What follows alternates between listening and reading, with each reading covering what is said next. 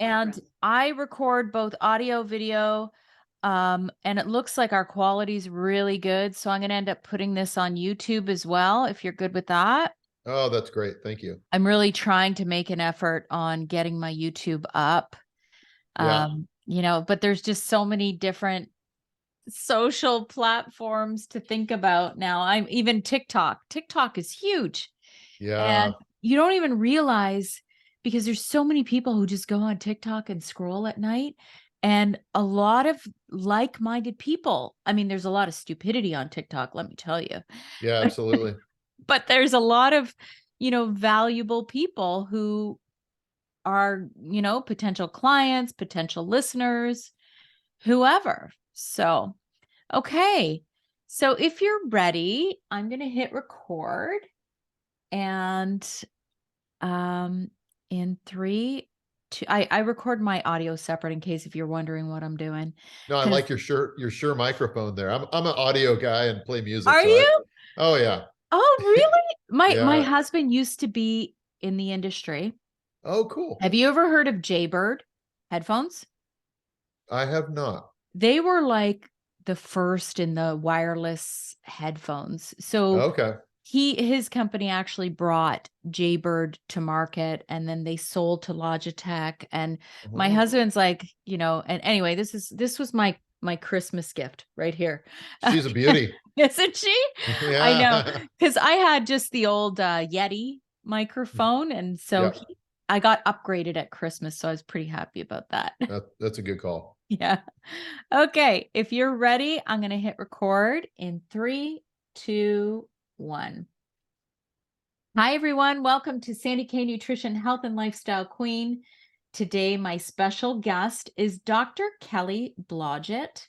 And Dr. Blodgett attended the OHSU School of Dentistry and graduated in June of 1999, where he earned the Going the Extra Mile Award from his own classmates. Throughout his career, he's become a recognized leader in minimally invasive dentistry, dental lasers, computerized dental technology, and holistic care. He's been featured in numerous dental journals, on television, and in magazines for the innovative care he provides. He's truly a modern pioneer in progressive dental care. Now, today, we're going to be talking about holistic dentistry and breaking down some of the facts relating to many of these long time used practices in dentistry that may not be so great for us. And with that, welcome, Dr. Blodgett. Thank you, Sandy. I'm so looking forward to this. This is gonna be a fun morning. I am positive.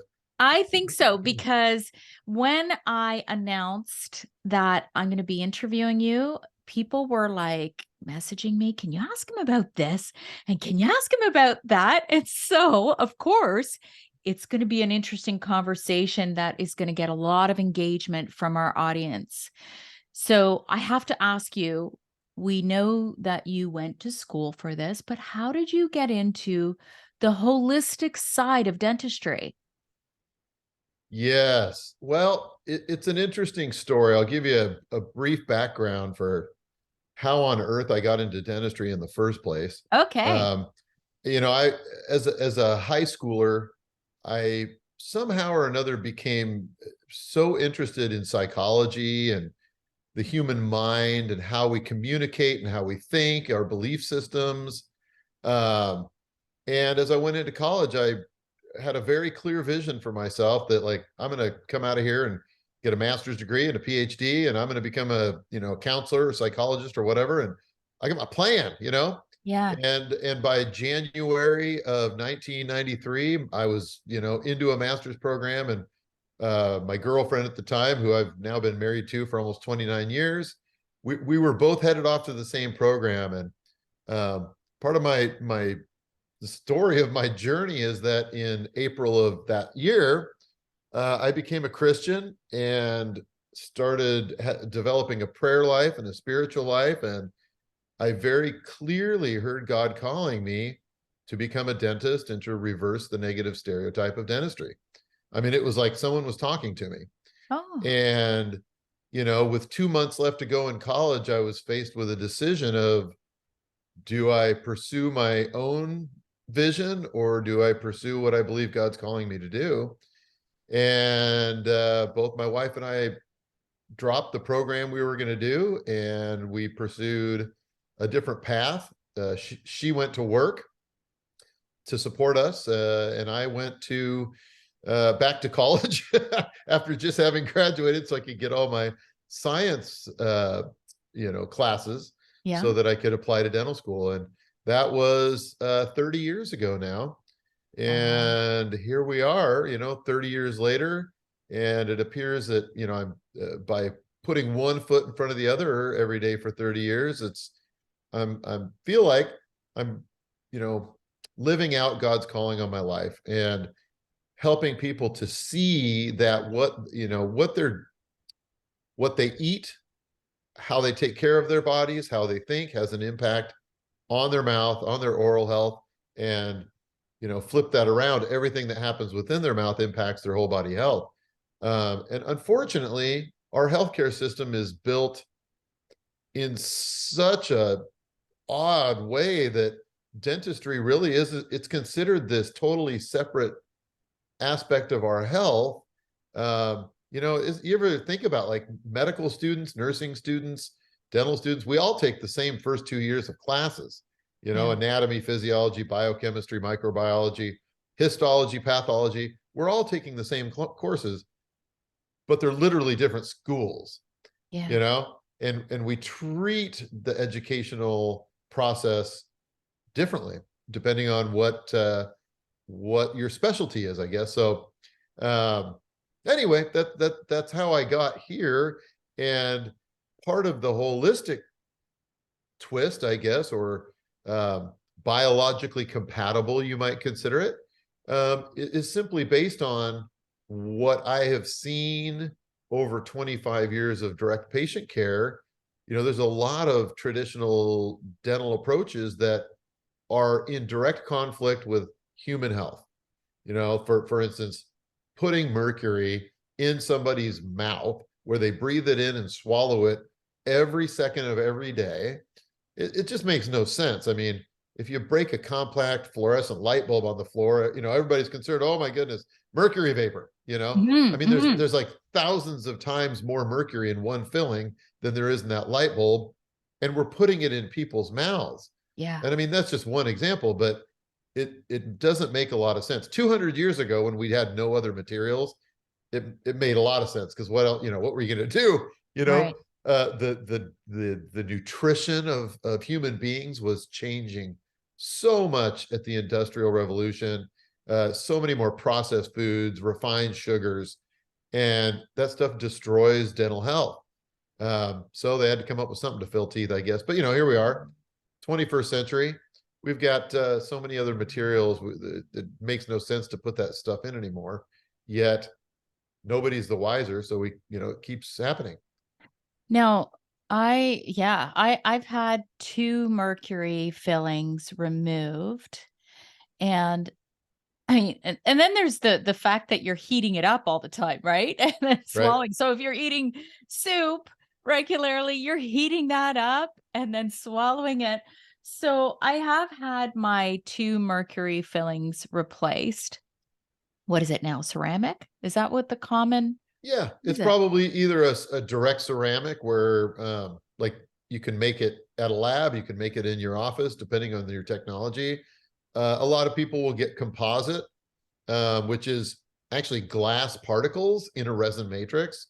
Um, there are some that are safer than others, but by and large, they're all a lot safer than mercury. Oh, Um, yes, yes. yeah, And the then you the have to be careful how you have them removed, don't you? well, yeah, it's an interesting concept, because I mean, yeah, absolutely, yes, you want to minimize exposure for sure, and there are great protocols to follow to do that. Yet, it's interesting how somebody will have mercury in their mouth for 30 years. Like they've been exposed, breathing it in, swallowing it for 30 years, and their concern is taking it out. And it's like, Okay, yes, absolutely. We want to do that in the safest manner possible. But you're still right at this moment swallowing it and breathing it in. Like you're Yeah. at risk as we speak.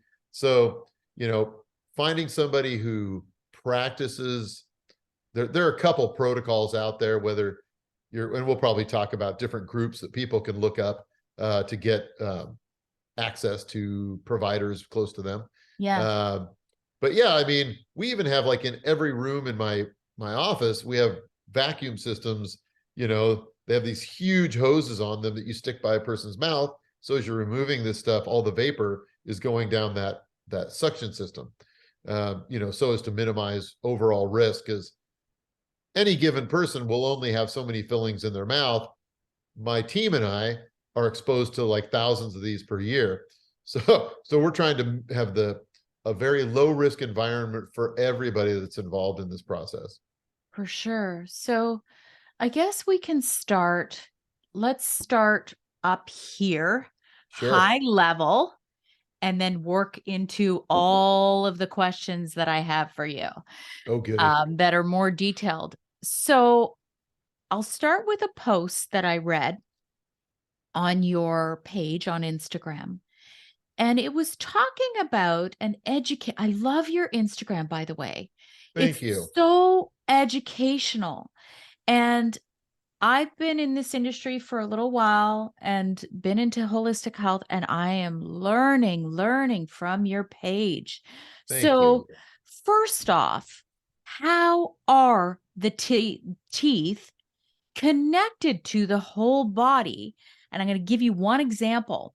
Sure. There's one molar. It was like, I'm going to point to my own mouth, upper left, second molar in, not including wisdom teeth. And it was connected to thyroid. Yep. And I found this super fascinating because I had thyroid cancer at 41.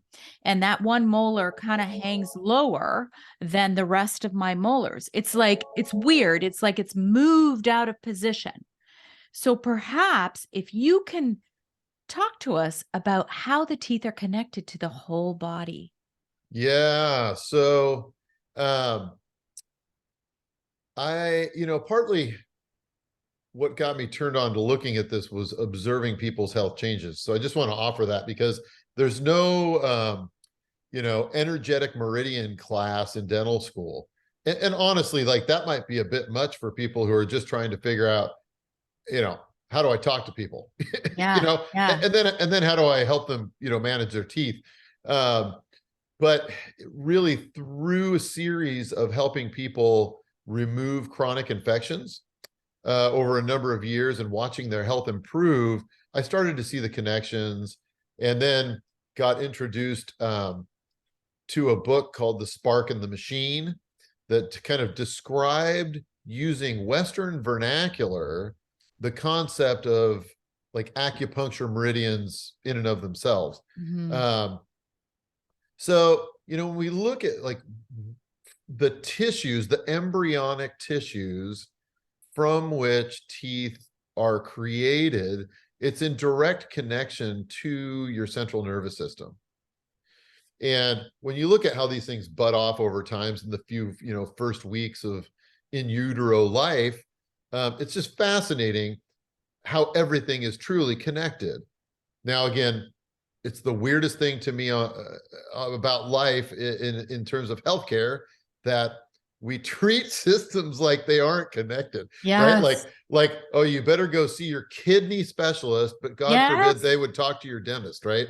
Because Yes. what we're putting in your mouth somehow isn't connected to those kidneys or your liver or your large intestine or whatever, your thyroid, right?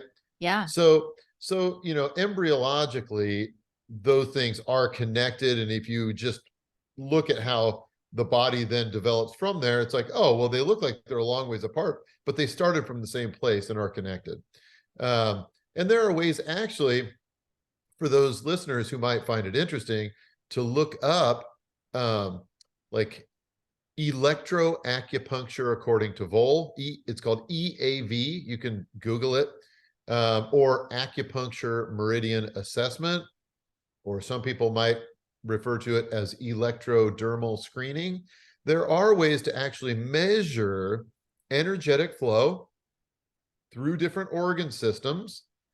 And you can actually also include the teeth and areas of jawbone where teeth were extracted to gain an understanding as to the efficiency or health level using that technology. It's been around since like the 1940s or 50s.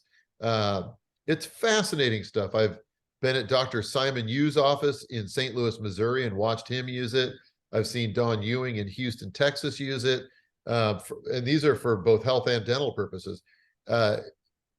When you watch that and see like, wow, like areas of chronic infection from root canals where people have teeth extracted and it doesn't heal well, where there are areas of chronic degeneration or some level of acute inflammation, you'll get different levels of readings that are out of balance with health. It's fascinating.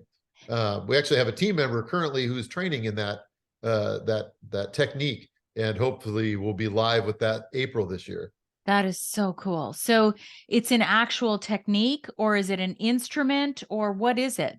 It's both, yes. So imagine using, and by the way, it's a modality or a version of energetic testing. Some Yeah, people, I'm sure you're familiar with like muscle testing, right? totally. Lots of people use muscle testing, and I've trained at Dr. Klinghart's Institute up in Seattle, and I find that fascinating as well. For me, that version of energetic assessment is resonant with me personally.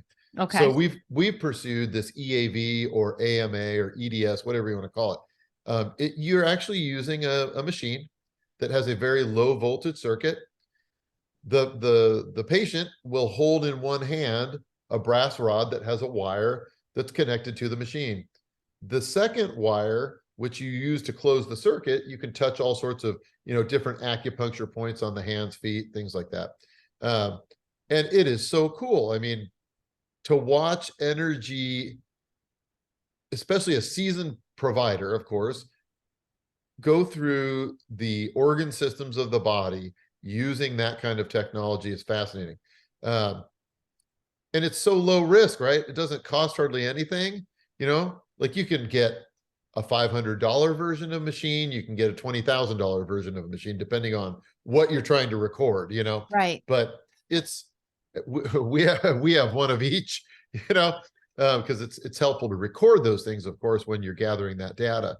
But so helpful, and you can actually use it for compatibility testing as well to see like, would this filling material or this anesthetic or this implant material, or what I mean? You can see, would that work for a given person? I love what you're saying, because people, my kids, honestly, they would think mom's crazy because I would muscle test them for different probiotics. This is Oh, many sure. years ago. So I'd be like, let's see if these probiotics are something that your body needs today. And they'd kind of look at me like, oh God, mom. Okay. And I'm like, trust me, your body knows what it needs. So this is totally amazing that you guys are doing this. This is cutting edge Yeah. stuff. It's yeah, it's super cool. This was I had read about this, over a number of years, but the final straw for me in terms of like getting into it for my practice, it was right after COVID hit. I was being interviewed on the International Academy of Biological Dentistry and Medicine's show, and the gal who runs it is an EAV practitioner herself. And the question she asked me, which I thought, wow, what a powerful question. She said, when you're treating, let's say it's an area where you have an infected root canal, or it's an area of jawbone where the person had like a cavitation lesion or something. Her question to me was, how do you know when you have cleaned out enough?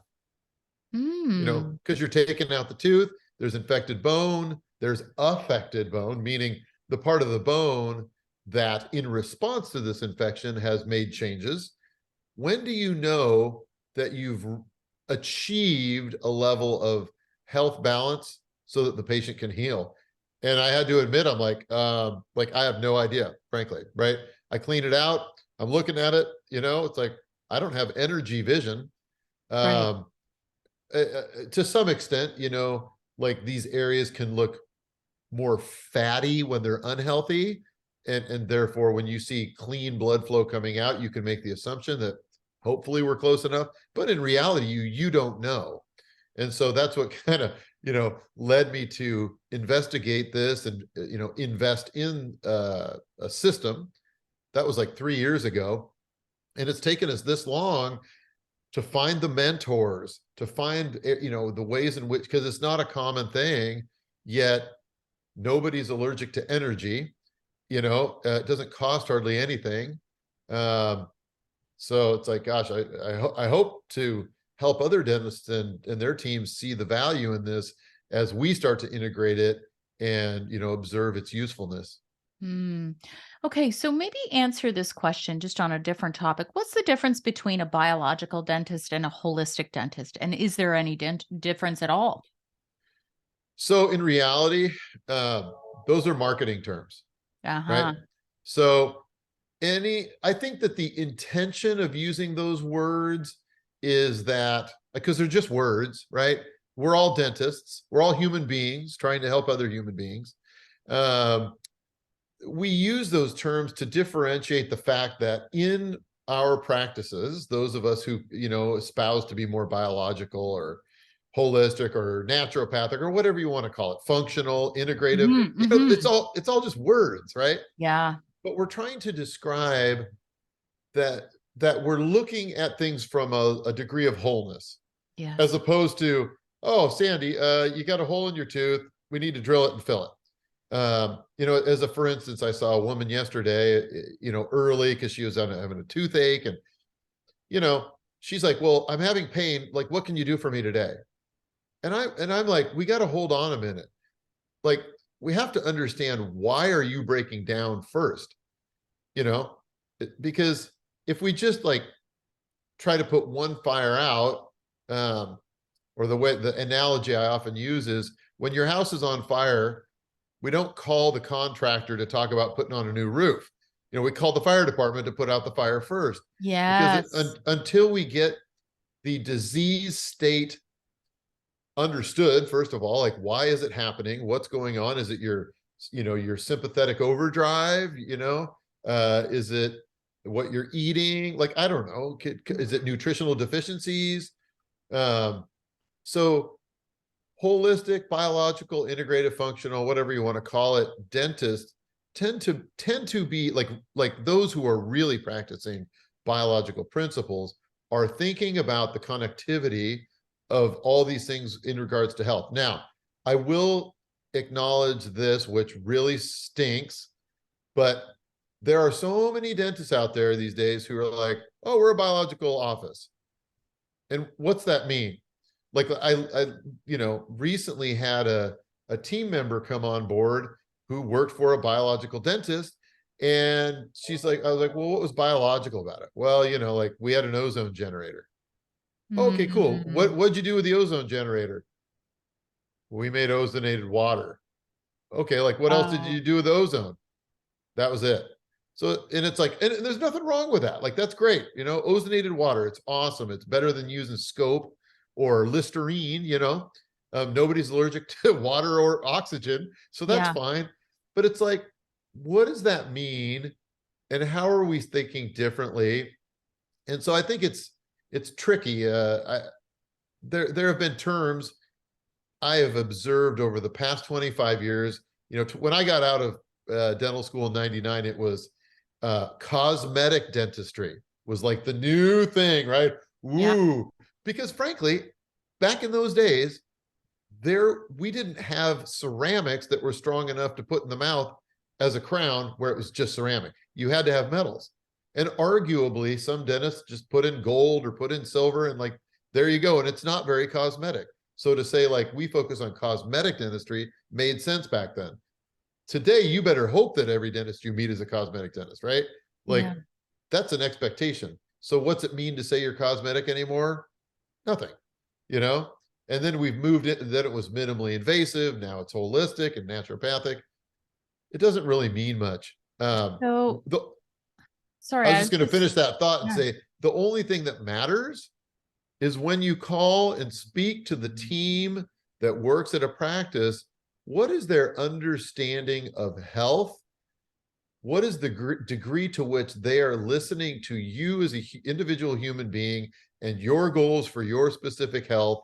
Like, that is the differentiator in my mind of how we actually care for human beings, not being dogmatic, but providing intentional, individualized care. Very good. That's good advice for those of you who are listening on how to really find this, because I found this myself, that there is no standardization No. in these terms. Yep. So just like exact, because I've called a few dentists in my time just to kind of figure out who I would want to see for what reasons. So, and I Yeah. do find this interesting because there is a connection to health. There's no question. When I actually gave birth to my second child, my teeth at the bottom just crumbled one day. Just one day crumbled. So, there's a big nutrient deficiency going on from that pregnancy, the birth. She was a Oh, yeah. trauma birth as well. So, what are the nutrients that we really need to focus on for healthy teeth? What are they made out of? What do we need? Everything under the rainbow. Yeah, I figured you'd say that. Yeah, well, and so one of the things I like to offer is humility and truth. I am not a nutritional expert at all, um, but I lean into those who are. And for instance, in my practice, I refer to a functional nutritionist named Megan Barnett. This woman is amazing. And because that's not where I spent my time studying, right? Yeah, But yeah. I will offer this for those who want to understand how is my nutrition and what I'm putting in my body connected to my teeth. Pick up a book called The Dental Diet by Dr. Oh, Stephen Lin. He's a wonderful guy. He's a dentist down in Australia, and he does a beautiful job of summarizing the works and studies of Dr. Weston Price. And then the latter 1/3 of the book is all these recipes and looking at, like, how do we get in more fat soluble vitamins into our diet. And it's just awesome. So that it's is I've awesome. I've handed out that book to more people than I can count. We have a bunch of copies here at the practice because it's just so helpful. So if people want to get a copy of Stephen Lynn's book, The Dental Diet, I think they would be very pleased and they would learn a ton. And I will say this, if you're a vegan, nothing wrong with being a vegan, but because you're lacking in animal proteins and fats, it's hard to get certain specific nutrients that are critical for dental health. Yes. I actually met a gentleman this last Monday. Mondays in my practice are exclusively for new patients. We don't do anything else. So I met this gentleman, and in his mind, he thinks I'm really healthy, right? I'm super fit. I have this vegetarian/vegan diet that he's following. Yet, despite his own perception of his health, his teeth are melting. Yes. And I'm Yes. like, you know what? It's like, I appreciate your own view of yourself because that's great to look at things from a positive perspective. Yet, when your teeth are breaking down and literally you have decay that's so severe that the teeth are dying, Hmm. that's your body falling apart and giving you information. So, to be thoughtful about how you supplement so that your body has everything it needs to be in its optimum state of health is just wise. So I think that's a good resource, is pick up that book. Okay, that's good because I have heard some pretty major horror stories about vegans' teeth, and even and I'm listen. I'm not shaming anyone who is a vegan. That's your choice. I personally won't work with a vegan client because I know it's very, very difficult. Like, I do work in therapeutic grade supplements, but it's so hard when you don't have the actual food as medicine as well.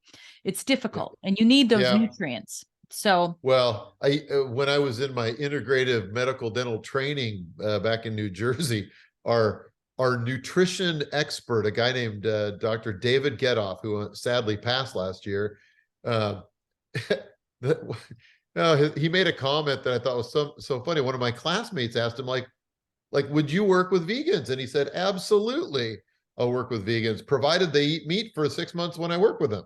And Mm. I thought, well, that's saying something, because I mean, this guy knows more than anybody I personally know about functional nutrition. And Yeah. again, I think there's ways to do it. You just have to be thoughtful and intentional. Yes. Yes, I agree. So let's get into maybe some of the most common things you see. So there's food sensitivity, cavities. Um, we're going to have to get into root canals because that's a big one. And then Yeah. there's implants. So maybe let's start with, food sensitivity. What are the things that you do differently? Because I know I had some sensitivity and there Mm. was a small crack that didn't go to the actual gum line yet. And a crown was slapped on it. Mm. And my sensitivity's worse now. So Yeah. I don't know if it's all the aggravation of getting that crown on and the pressure and, because putting a crown on is a lot of, you know, moving and grooving with that tooth that's already sensitive, right? Yeah. Yeah. That's kind of like you have a hangnail and the solution is to remove your fingernail and put on a Lee press-on nail. It's it's unfortunate because dental education today is in a challenging place. Many of the instructors, who are awesome people and very well intentioned, were trained by dentists from the era of mechanical dentistry. We didn't Mhm. have bonding technologies. We didn't have bondable crown ceramics. Like, the technologies didn't exist that we have today. Yet they're still to this day, 2023, teaching dental students about all these retentive form things, which means you treat the tooth like a piece of wood, Yeah. just drill, drill, drill. And it's like, remember, there is a nerve complex that lives 2 millimeters or maybe 1 millimeter away from that burr that's spinning at 200,000 RPMs. Imagine the amount of heat that's being created when that happens, right? Totally. So it's yeah, that's a whole different thing. I wanted to share this, Sandy, because you said, like, you'd kind of led into that about the things that I see most commonly. Yeah. And I want to share this because it's the truth. And it's more important than any root canal implant or anything like this. The things that I see most commonly that detract from people's oral health are fear, shame, and guilt.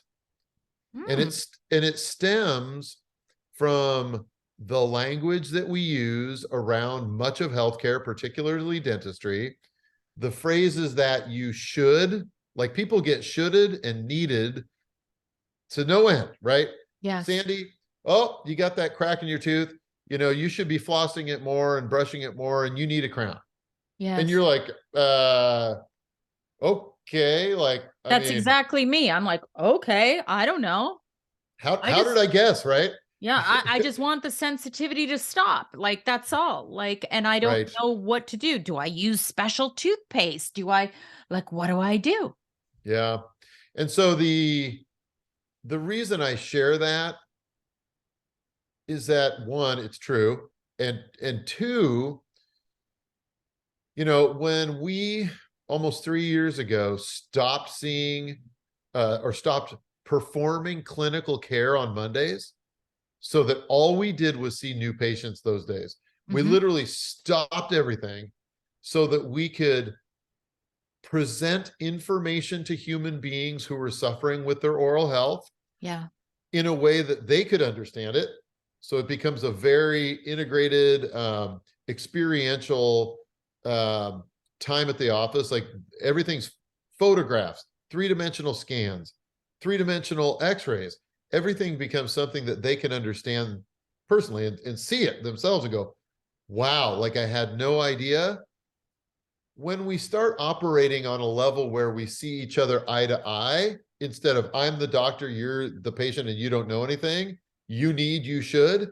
When we get here, suddenly there's like heart-to-heart connection, and like walls start to come down, and we start to like literally embody a care that's centered on love and respect, not on fear and shame. You Yes. follow me?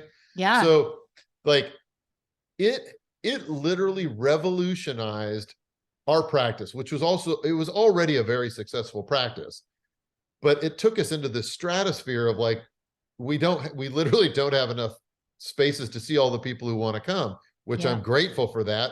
But I do believe it has a lot to do with the fact that we slow down to connect human to human, not, why don't you come in? I'll tell you what's wrong with you. And I'm going to tell you how you need to fix it. It's like, that just doesn't, it's not true, because people don't need teeth. It would suck to not have them, but I have Yeah. patients who have dentures and they're lovely human beings. You don't have to have teeth to live life, you know? So to tell somebody they need a filling, need a crown, need to floss more, it's just not, it's not real. So I wanted to acknowledge that before we dive into root canals and materials and things like that. Yeah. And cracked teeth. Cause I think as we age, there's just the simple wear and tear, right? Does that make Absolutely. sense? Like, cause Well, I've been around for 53 years now. So what's interesting is that human beings who never get dental work done rarely, it's not to say it doesn't happen, but they rarely will fracture teeth. It's teeth that get cut. Like imagine, when the style of cutting a tooth with dovetail joinery, just like a craftsman, right?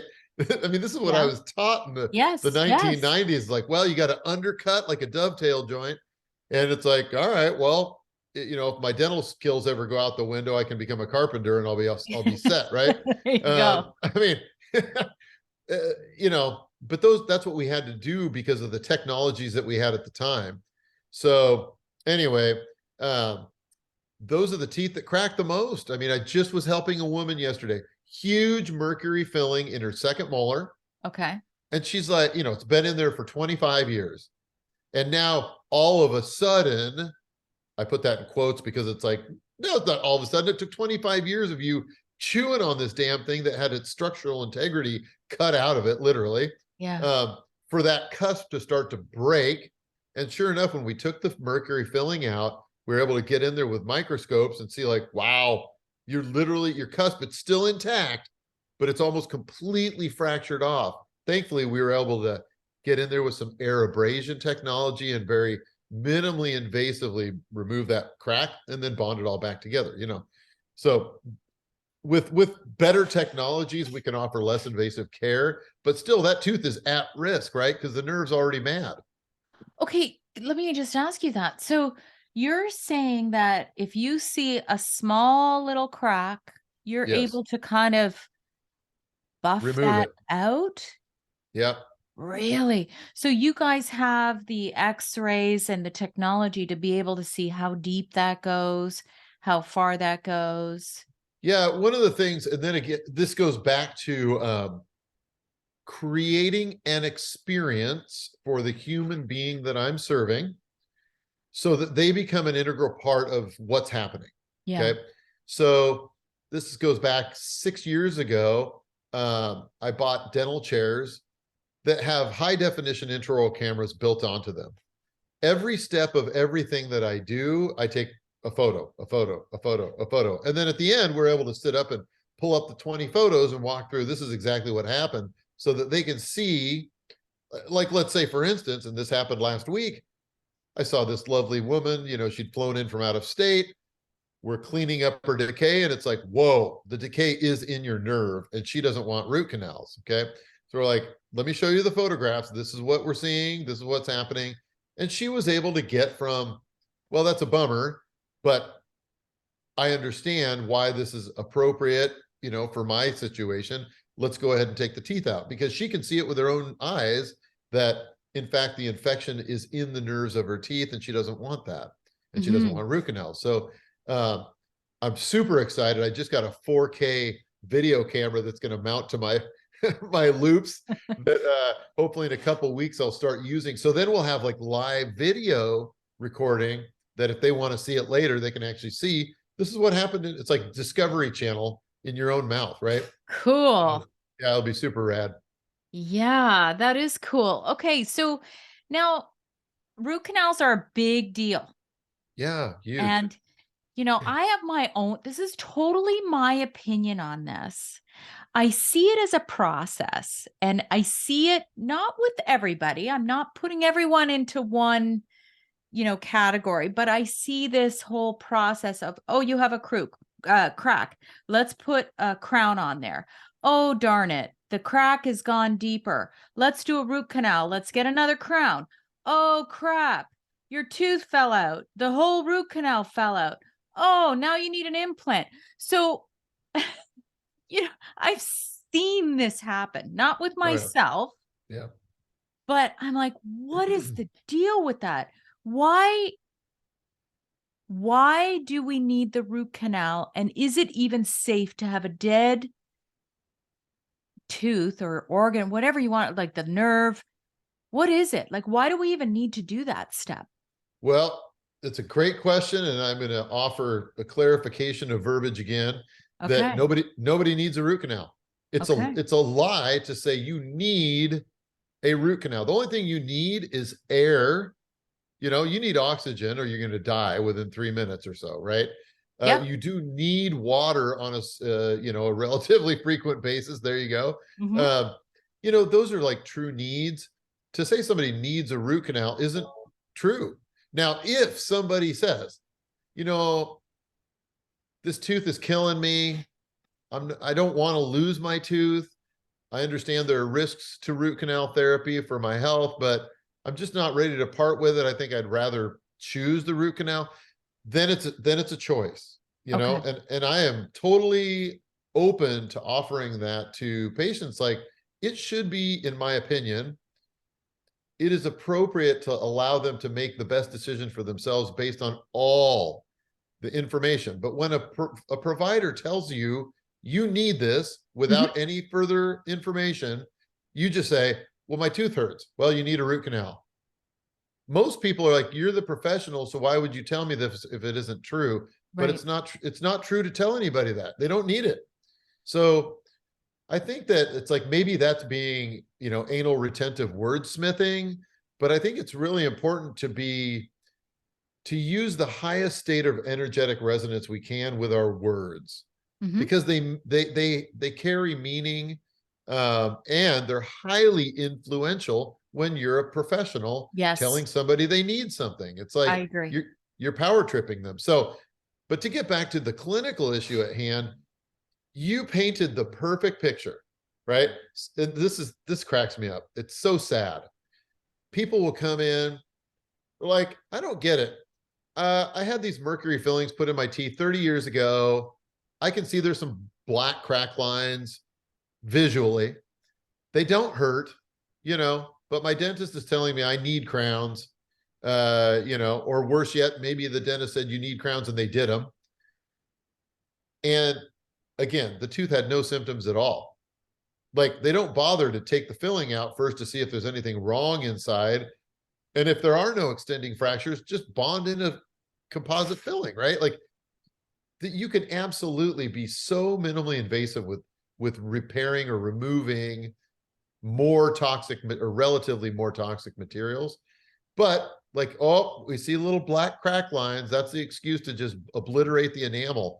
When you peel off all the enamel on a tooth, one, the friction that you're creating is quite significant. Yes. Therefore, the heat buildup inside the tooth is significant.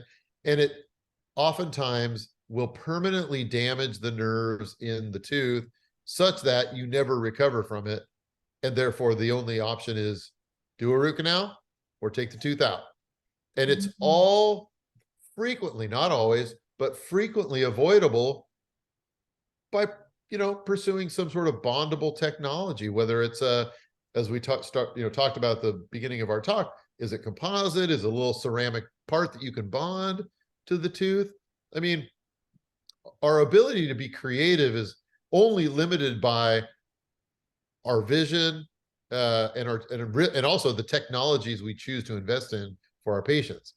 So, that was kind of my 20 years ago when I was a young practice owner, like that's how I started moving my practice in a more helpful and healthful direction, was, investing in technologies, Yeah. which led me to, better biology, really. Yes. Yeah. But yeah, I mean, gosh, we can be so creative these days. Materials are amazing what we can do for people. In terms of this whole root canal situation that happens so commonly, what what is it? Like the crack, what is a root canal? You Yes. have to clean out the root? You have to like Well, the way I describe it, like, in our minds, for those people who've never had the opportunity to look at their teeth on a three-dimensional cone beam CT scan, it's hard to envision what a tooth actually looks like. Because when you and I are talking and smiling at each other, we only see the enamel part of our tooth, but they all right. have roots that go up into the bone, excuse me, which is mostly a hard-ish material called dentin.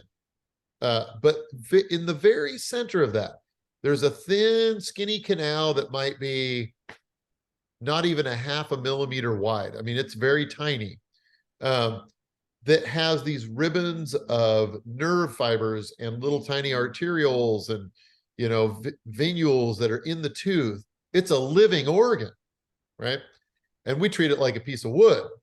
Right. So when we're doing a root canal, we're literally drilling into the center of the tooth and finding those skinny little canals, using skinny files to clean those out. Maybe some sort of vibrational technology, laser technology. There's all sorts of fancy ways to dress up a dead corpse tooth, you know.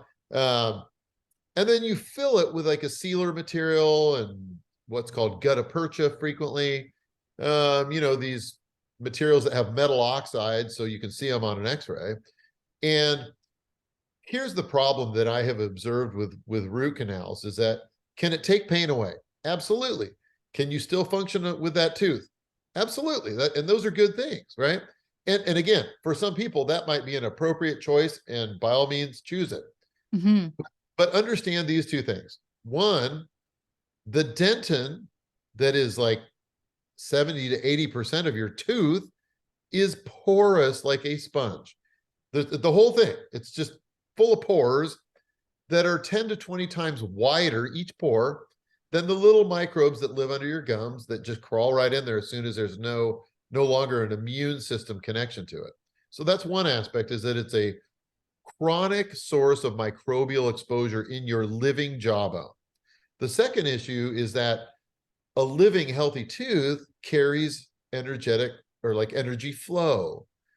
When you remove the nerve components, the vital blood flow and all that, it now becomes, in essence, like a resistor in an electrical circuit. So energetically, we see when you're doing those acupuncture meridian assessments, electroacupuncture according to Vol, whatever you want to call it, that decreases energy flow. So let's say, to your point, your upper right and left first molars, which are connected to your thyroid gland, one or both of those get root canaled. And then 6 months, 12 months later, you're noticing like, I have less energy and all these things associated. You go see your physician. Oh, that's weird. You've developed, we're going to call it Hashimoto's, I mean, they give it these names because you're like, well, I don't understand it anyways. But nobody asks you, when your thyroid is dysfunctional, tell me about what's gone on in your mouth.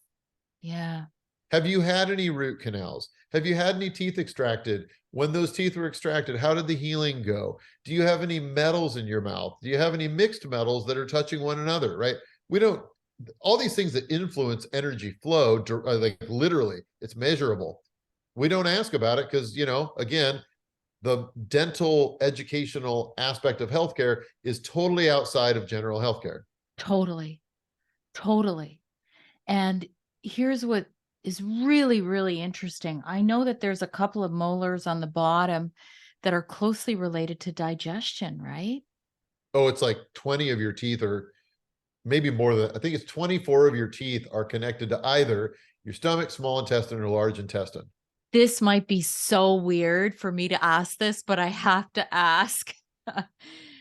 Have you ever seen somebody who had issues? Let's say they had root canals and then all of a sudden started developing chronic heartburn or Oh, are oh, you I gotta, kidding me? I have a story for you. Yeah, tell me. It's so powerful, and it's like, I'll never forget this. So I had a gentleman, all three of his sisters in their middle age they all became patients in the practice, and they told him, like, go see Dr. Blodgett, he'll help you out. He had, like, I don't know, 8 mercury fillings, all of his molars, basically, right? Okay, So okay. all 8 molars had mercury fillings. And he came in to me and I said, what I would do is take out the mercury. We'll assess what's the health of the tooth look like once the mercury's out, and then we'll determine how we're going to restore it. But, by and large, it's going to be the least invasive way possible.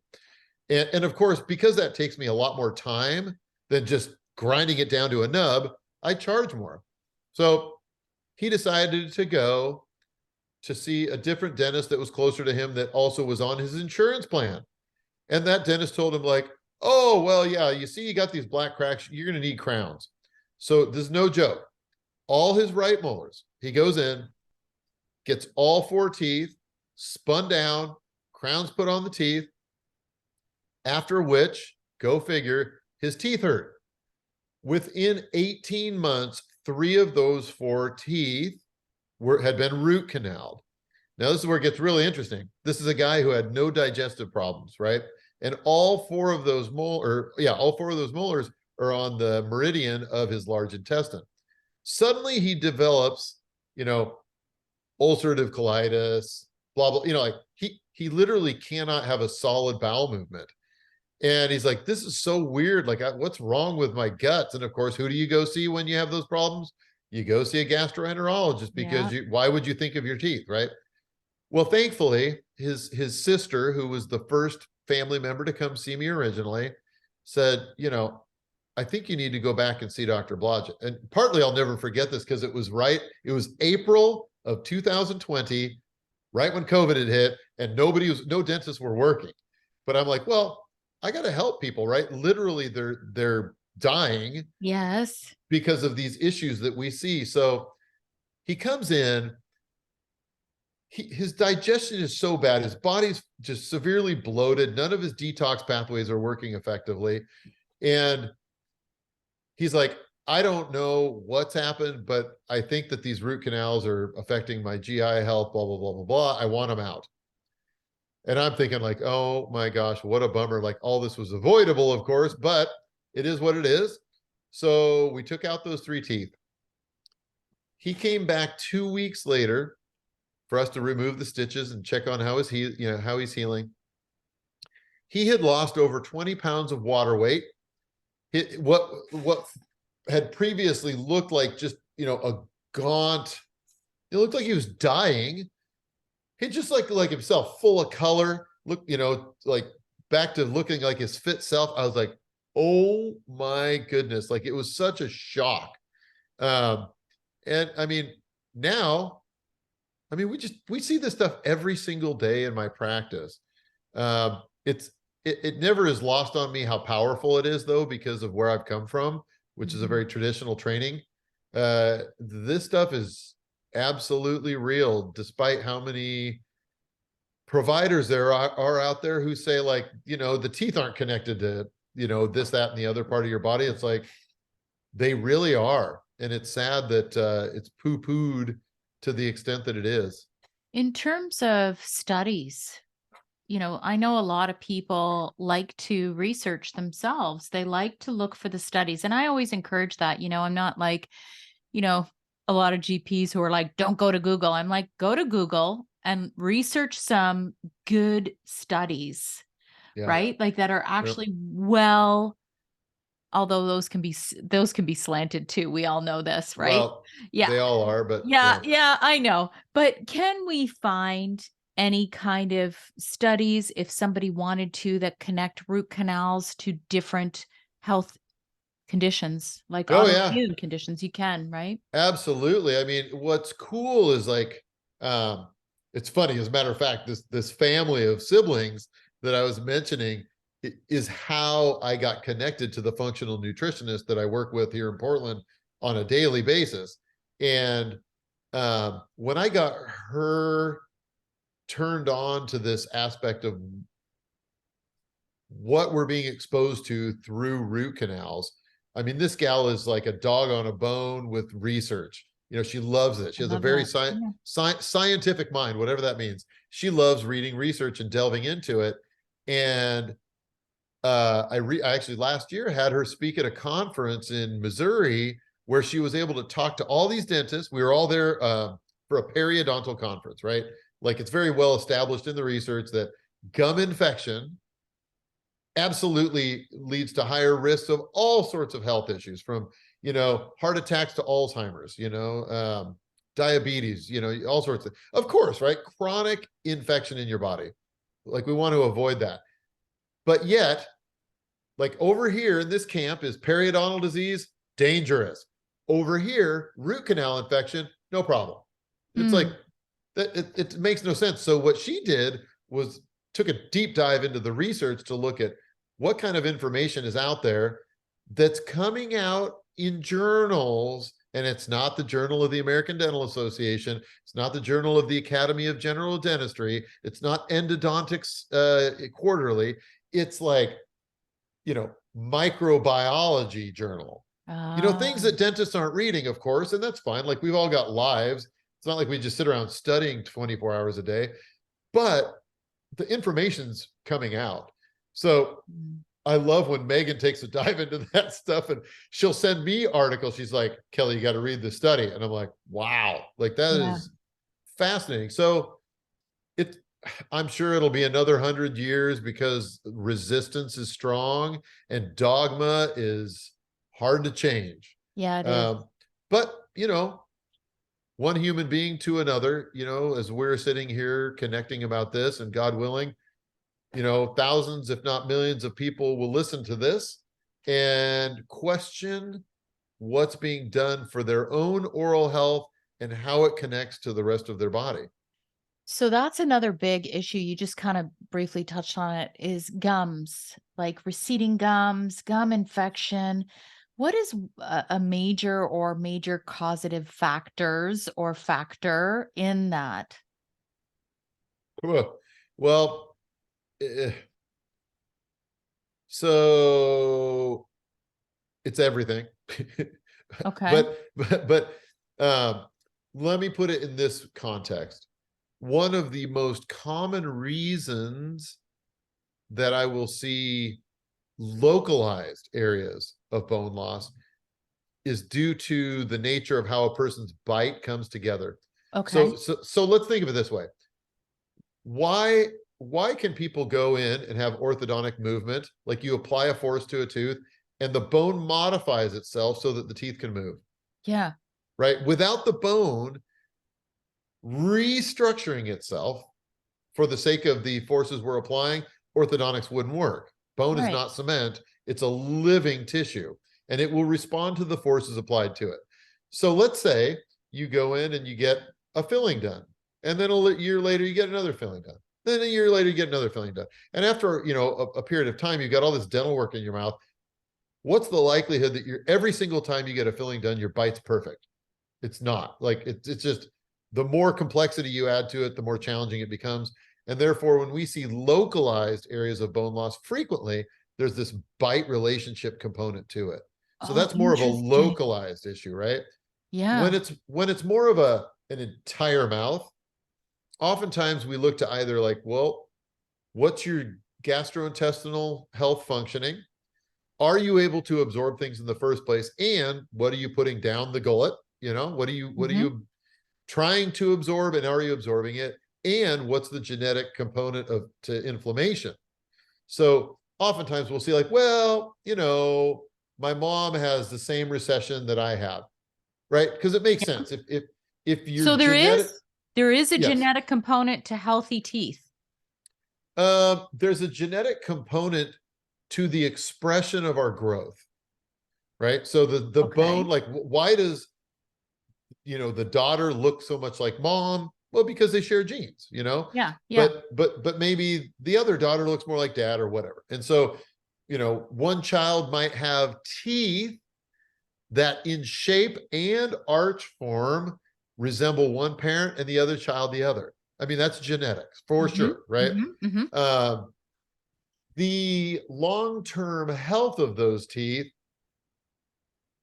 there's some genetic component, but I would say it's more a matter of nutrition and gastrointestinal health, which of course there's genetic components to that too. I mean, Of course. it's all important. Um, but yeah, I do see in the periodontal risk, the gum health expression, people where, let's say, due to their parents, let's say both of them were more prone to higher risk for inflammation, we Okay. will frequently see more bone loss in the mouth in those individuals. And interestingly enough, for the past 15, 20 years, there are tests you can assess that, like in the dental office. And I mean, we've been doing that for 20 years. It can be a wonderful tool to better understand why is somebody breaking down. But whenever I see gum disease, I'm like, well, tell me about your parents and tell me about your grandparents. It's like, oh, okay. Both mom and dad and all the grandparents were edentulous. They had no teeth by the time they were 45. Mm. I mean, that's not an uncommon story to hear. And in their mind you, it doesn't mean that they have to lose their teeth, but frequently the socialization is such that, like, well, wouldn't I lose my teeth by the time I'm 45 or 50, just like everybody else in my family? So there's a socialization into what we expect as well, right? So Yes. it's Yes. interesting how all of it's connected. You said something that actually just piqued my interest again. Back when I was growing up, I was born in 1970. Yep. Woo. Nobody got braces, right? Like, I Right. mean, very few people got braces. I didn't have braces. My husband didn't have braces. I mean, unless the teeth were really bad, you didn't get Yep. braces. Yep. And now every kid has braces. Didn't And you you, know your brace is deficient? right? I think I'm You need deficient. braces. I need, okay. And I'm like, oh, damn, I better make sure I really brush my teeth good and make sure they look good for this interview. But anyway, are are braces even safe? So first off, in one situation, you've got a mouth full of metal. Okay, that's Yeah, yeah. one situation. Another situation, they're using the plastic Invisaligns, Yep. Yep. and so both my kids had braces, Sure. and I wonder, is that even safe? Of course, I'm thinking of this now. I don't know. And then you mentioned the bone. And when you do have braces and you might move the teeth, but what's happening with the bone? Yeah. Right? So there's just so many things that come to mind when you mentioned that. Yeah, and that's why I think that, as you can probably tell, I mean, my preference or my view stems from a place of individual consideration. Yes. It's like we don't practice dogma here. Oh, well, Yeah. at least to as little as we possibly can. I'm sure we all do it to some degree, but um, you know, every human being that I meet is different. Mhm. So let's take the case of, go back. We'll go back to genetics. Let's say mom has a tiny jaw and tiny teeth, and dad has a big jaw and big teeth, and child X gets the tiny jaw but the big teeth, Right. right? Right. Which happens. It absolutely happens. Um, Arguably, it would be nice to help people keep all of their teeth. When we were born at the same time, right? What I remember in America was, especially in the early 80s, it was so common. My friends would go in, the dentist or the oral surgeon would pull all of their first premolars and maybe the wisdom teeth while they're in there, Yeah. and then shrink the arch of those teeth so Yeah. they're straight. You got to have a straight smile or you're not socially acceptable. And let's argue that okay, we buy that, right? We love a beautiful smile. But nobody put braces on the tongue. The tongue now has a smaller garage in which it's parked. And we look at like the issues of airway problems that people struggle from, which, by the way, when we shrink the arch form like that, not only does the tongue have less space, so does the nasal septum. It's all connected to the same, bones. So when we're altering the genetic expression of our jawbones by applying constant forces to them through orthodontics, it will have an impact. I'm not saying it's good or bad, but it has the potential to create long-term negative health outcomes if you're not being thoughtful. Even if you're being thoughtful, it could have negative outcomes. So I think that there is a socialization aspect to this that is so strong. I mean, I look at many of, like we were saying, we have 18-year-olds, right? Yeah. I look at how many of my 18-year-olds friends, I can tell by the shape of their face who had braces in middle school or even maybe in grade school. They have a very unique, affected look to the expression of their, maxillofacial genes because they were being altered, like your genes as you're growing up didn't say, hey, make sure that you apply braces at this point, right? That wasn't part of the genetic code. So when you apply those forces, it'll have an impact. I'm not saying good or bad. I'm just saying understand it will have an impact. And I think it's a point that should be, or not should, but would be appropriate to discuss with your orthodontist so that you know the risks associated with the procedure. That's just part of appropriate consent. Yeah, I find it really interesting too, because you see some of these kids who just don't wear their retainers anymore, and then their teeth want to go back to where they were. Well, and it's like, why would we not listen to the body telling us where it wants to put Right? teeth, right? Yeah, I find that it's really interesting yeah, because, here I am, mom who spent whatever 10K on one of my kids' teeth, yeah, and they don't wear the retainer. And guess what happened? The teeth are all going back to where they used to be. yeah, that's right. So why struggle with it in the first place? Here's the thing is to me, let's say, we wanted to build a house, right? Arguably, if we were going to build a house, we would want to ensure that the ground on which we are building that is 100% solid. It's not built on a landslide. Okay. Right. So when our facial bones are growing and developing oftentimes into our early 20s, maybe mid 20s. So we're creating straight smiles at 12, 13, 14. Oh, and by the way, here's your retainer that's going to hold your teeth in this position, even though your bones want to grow and expand along with your tongue and everything else. Like, why would we constrict somebody like that unnecessarily? So I don't know.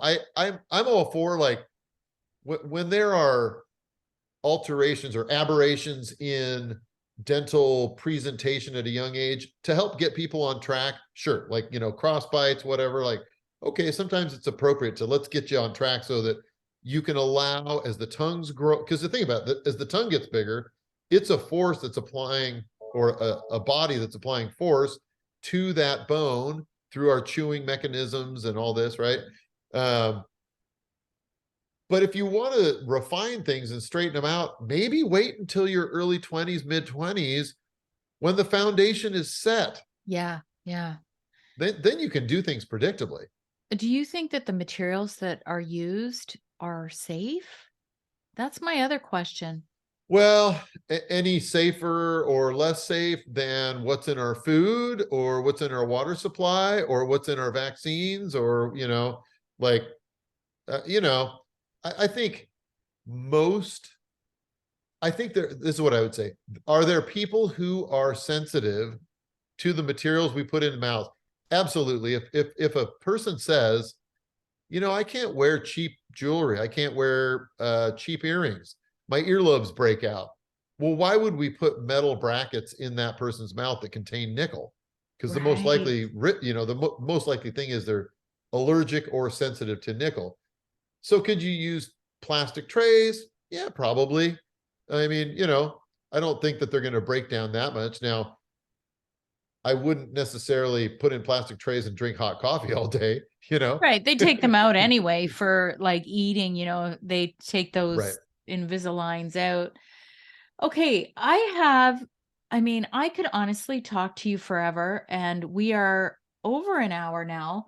So, what if I hit you with just some, you know, yay or nay questions? Does that make sense? Yeah, you'll find I'm not a black and white thinker. I I think you know. probably picked that up already, I but know. Okay, let's try. Let's try. I'll share my context. Yes, yes, of course.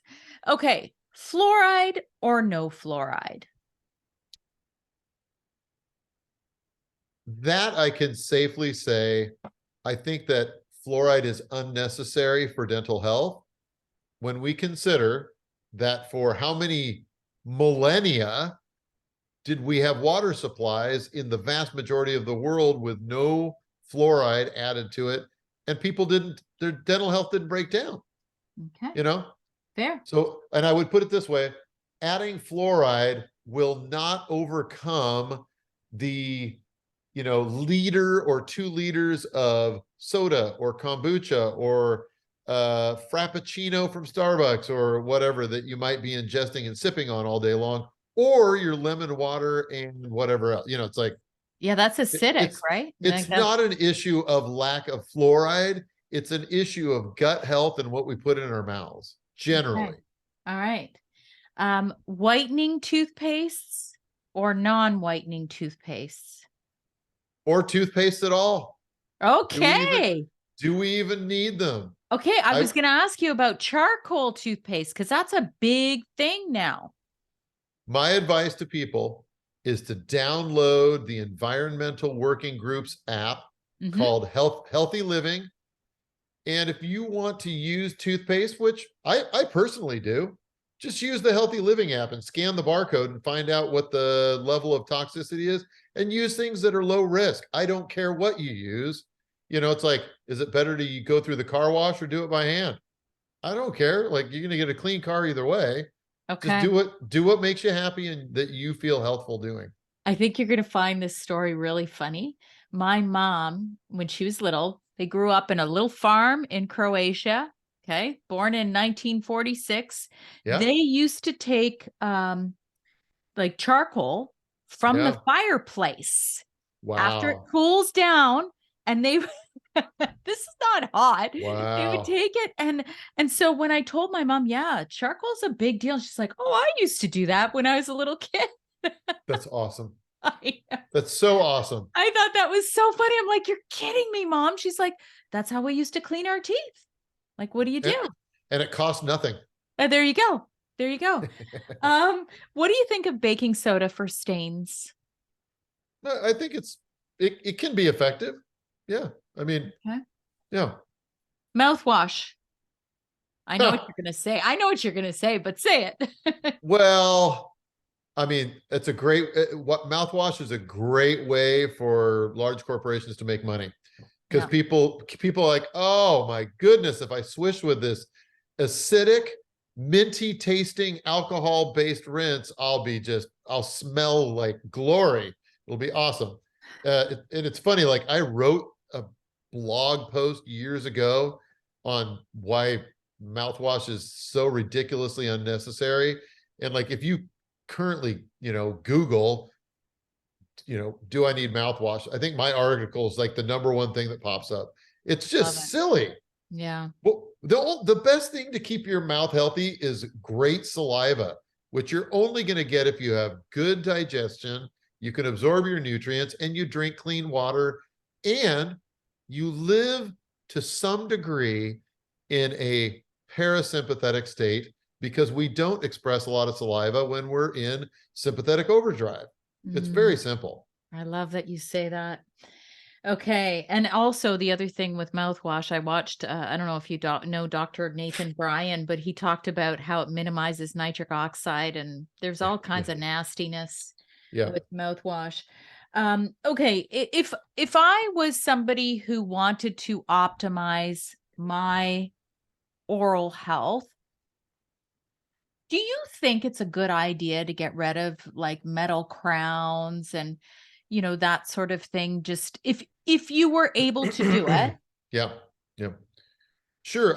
What I think is, so let's say your goal is, and let's say you're 45, you're 53, and you're thinking, you know what, when I'm 75, 80, I want to be in good health. Mhm. I want to have a brain that functions well. I want to have a physical body that's able to move around on its own. Then I think it's very wise to look at every aspect of what you're doing currently in your life, your mindset, how you talk to yourself, the words you use, what you put in your body, and the things that have been done to your teeth, to look at what's either the infectious and or energetic impact of those things, and how can you best optimize the state of functioning and energetic existence for those meridians, jawbones, however, whatever it is we're looking at for that individual. I think it makes a huge difference. I have unfortunately been presented with many a 75-year-old who says, I was recently diagnosed with Alzheimer's, ALS, all sorts of chronic degenerative health issues. Can we get out my mercury fillings now? Oh, And yeah. it's like, oh man, like you can, but has your total toxic burden and the extent to which we bogged up our extracellular matrix in our body so that we can no longer detox, like there's literally intracellular damage from which you won't recover. Yeah. Are we to that point now? I mean, so to answer your question, like the sooner the better, Yeah. and the safer the better. So I would say, like, I guess it was a year and a half ago. For 20 years, I'd been placing titanium implants. And it finally got to the point where the evidence for long-term exposure to titanium ions that get released from the implants, it's now becoming so great, the body of evidence saying like the risks to putting in titanium, you're not, again, it may not be what kills you, but does it increase overall toxic burden?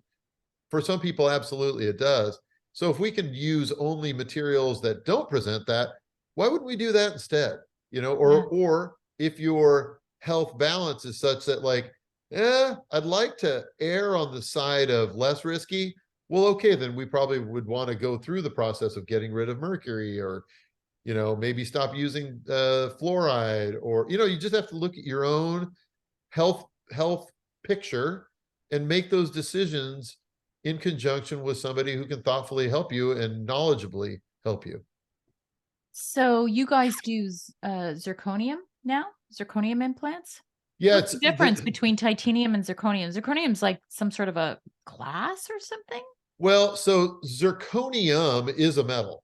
Zirconia with an A is zirconium oxide.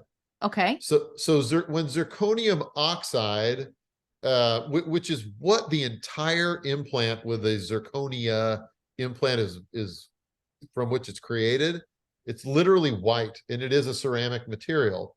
Uh, it's so different from titanium in terms of its aesthetics, its functionality.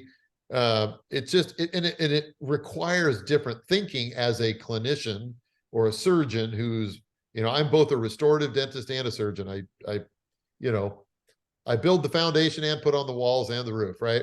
Okay. So, which is very helpful, because if I know up here and in my computer system as I'm designing a plan, if I already know where I want the teeth to be, then it's very easy to surgically design a plan and use guided techniques so that the foundation gets built exactly where I want it when I put the teeth on, right?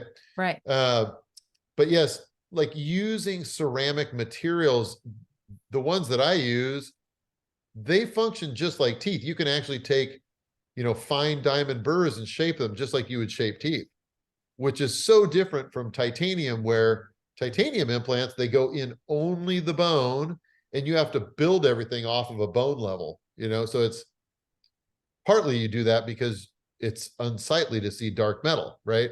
Like people Right. wouldn't consider that aesthetic, but the way that it all functions is very different. So yeah, that's all we use anymore for implants is ceramic materials. Okay. And that is the same thing as zirconium? Zirconia with it. Zirconia. See, that's what I'm trying to, because that is newer, and a lot of biological or holistic dentists are starting to go that way. But they always used to say that titanium doesn't interact with the tissues. Remember, like that was like a big Well, thing. so the reason that if we look at how is it, I mean, if you're a curious person like I am, you might think like, okay, wait a minute. Now, how is it that your body accepts a charged metal particle or, an implant? And in truth, it doesn't accept it at all. They actually create an oxide layer around the entirety of a titanium implant, right? It's chemically coated so that when you put it in the bone says, oh, it's pre-oxidized, Okay. meaning it's chemically not reactive. But now think about this. It's a layer on an implant. When you take that implant and physically drive the screw through the bone, there's going to be friction.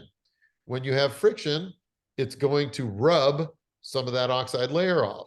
As that physical and friction occurs, some of that oxide layer wears off. Now you're exposing your body to, a charged metal particle that's literally in your living bone.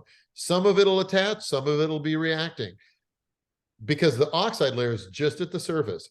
Zirconium oxide or zirconia implants, which are totally white, they are all the way through it. The entirety of the material is an oxidized material. Doesn't matter what friction happens, the whole thing is oxidized.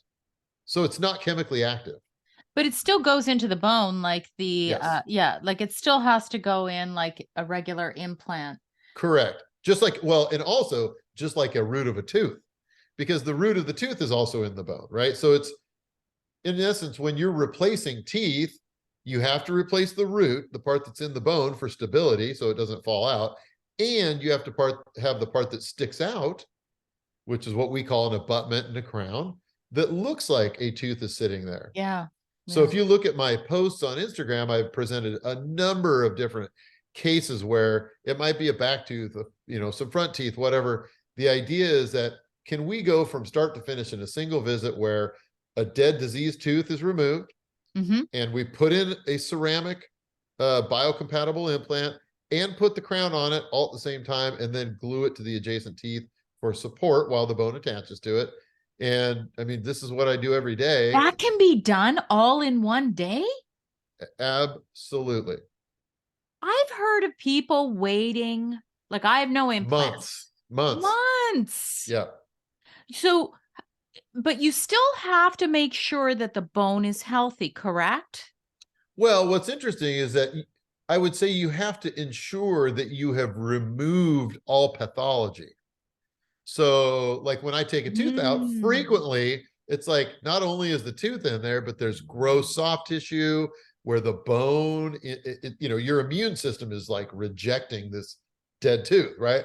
Right. And so you have to ensure that the bone does have a degree of health where it can regenerate. We do that by offering, like ozone therapies, making sure that a person's nutritional status is doing well, supporting them with IV vitamin C, using their own healing cells. So like most of my team members are licensed phlebotomists who can then borrow blood, we can spin it out and You guys do utilize PRP there? it's called LPRF. So PRP is a liquid, which Okay. would just fall out, right? Okay. LPRF is it's just a different way of spinning your own blood so that you can pull out what it kind of looks like a slug and you compress it. What we're doing is consolidating your clotting factors and your immune cells. And that's what gets, shoved into the periphery around an implant when we do immediate placement. Or even if I take a dead tooth out and just let it heal, I always fill the socket with LPRF, provided the person has, sufficient blood flow, which almost everybody does. Just brilliant. Oh my God. I could talk to you forever. Um, okay. It's pretty cool. It It's why is. people are flying from across the country, and it's Yes, like it's why they come here. It's a ton of it's like, who knew that dentistry was this fascinating and interesting and helpful and could shift my health in such a significant way? And it turns out it absolutely can, and it's super cool. I mean, it um, is. It's yeah, so cool. I love it. I'm coming to you. If I need to have implants, I'm coming to you. Um, so on that note, there are many people who can't. So how do we find out who can we see that does work similar? I know yeah, everybody's going to be unique, but similar to what you do. How do we sure. find that out? Yeah, good question. So I would encourage people to go to the websites of the International Academy of Biological Dentistry and Medicine. The IABDM is one great organization. Another great organization is the Holistic Dental Association. They have a list of members there on their website. And then perhaps the larger of these three groups would be the International Academy of Oral, what is it? IAOMT, International Academy of Oral Medicine and Toxicology, IAOMT.org. So all three of those groups, I would say, the members are, not all, but many, are much more open-minded and health-focused. And there are members across the United States. Okay. What I share with people is that if what you have heard here resonates with your energetic center, it's likely the universe telling you that this coming to Blodgett Dental Care, if you're suffering from oral health stuff, it's likely the universe telling you to get here, and it's worth the trip. Because no matter who you go to, they're not going to be me. And I'm also going to say, like, I'm not the dentist for everybody. That's for sure. Yeah. Yeah. Right. So there might be a dentist in Iowa who's like, he is the one for you, or the gal in Florida and she is the dentist for you. I don't know, but do your research. It's absolutely worth taking the time, because the changes that you may choose for your oral health and with the intention to improve systemic health, the impacts can be forever. So I encourage, take your time, be thoughtful, and make sure that kind of in your energetic center, that you feel like, I feel a connection there. That person really, I just trust that what they're sharing with me makes sense. If you get a weird feeling, try another. I like It's that you say that. Yeah, I think it's worth it, because I can't tell you the number of times I meet people and they come to me and they're like, "Oh, I really feel a connection, but it's expensive and da da da da da." And they try to go, they might go see somebody else where it's like, well, they kind of talked down to me, but it was half the price. And then they call us 2 years later and they're like, "Oh my gosh, I'm so much worse off now." And it's like, and that's life. I mean, I get it. Money's a big part of this, right? It's like when we're investing in our health, and this is why I say, like, for our young people, if we can start decreasing risk before they're born, right? Help mom be detoxified, minimize oral health infection and toxic exposure before you get pregnant, so that you can bring into the world children who have minimized toxic burden, so that they can grow up and have optimized genetic expression, and they can eat whole foods where they actually have to chew real hard foods and gristly, not like pre-chewed processed garbage. Yeah.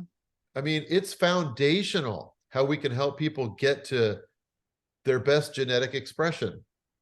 And I'll add to that. I mean, I wasn't so cognizant of all of these things when I was younger, but it doesn't mean you can't start now, right? Like, 100%. Absolutely. because I used to be a smoker many years ago. Yeah. I never really cared about what I put in my body years ago. And you can do that now. And then if you are having this, if there's anything that you're going to take from this, if you are having dental issues, maybe this podcast will make you think twice about doing certain things, and does it serve your whole best health, right? Hmm. Yep. So, where can we find you, Dr. Blodgett?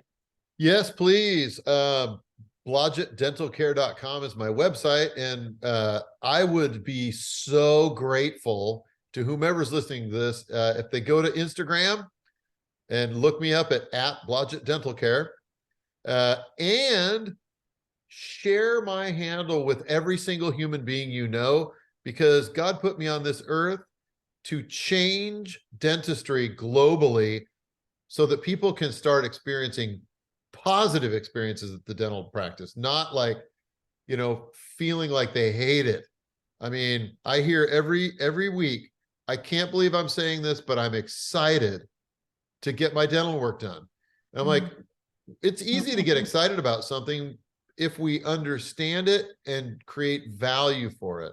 And Yes. that's 100% positive when it comes down to your oral health. We all want to be healthy, but it's not been presented historically that way. So please help me in making this a global message Yes. and share it with every single person you know. I would so appreciate it. Beautiful. Thank you so much for your time today. It was Thank so you. valuable. Thank you. Thank you, Sandy. Appreciate it. Okay, I pressed stop on the audio. That was so good. I could talk to you forever. Oh my gosh. Well, if That I'm was ever in amazing. Toronto, we're going out to dinner. Yes, yes, definitely. Because I think hopefully, I'm hoping I actually just got on Sirius XM. So for all of North America. And I'm hoping this is even going to be a really positive thing. I feel like it will. Like, you talk a lot about energetically. I just feel like, because my mission is to spread the word on there's options. We all Yeah. have options to support our health, whether it's body, mind, spirit, soul, whatever it is that you're looking for. That's why my podcast is all of it. Yeah. But I really appreciate your time, and I will let your assistant know that, when it's ready to go, and I'll share any video, audio, anything you need. Thank you, Sandy. Thank you. You This is have a great awesome. weekend. You're a Have a good lovely weekend. human being. Thank you. You too. Really nice to meet you. Likewise. Thank you so Okay. much. Have a good one. All right. Bye. Bye now. Bye.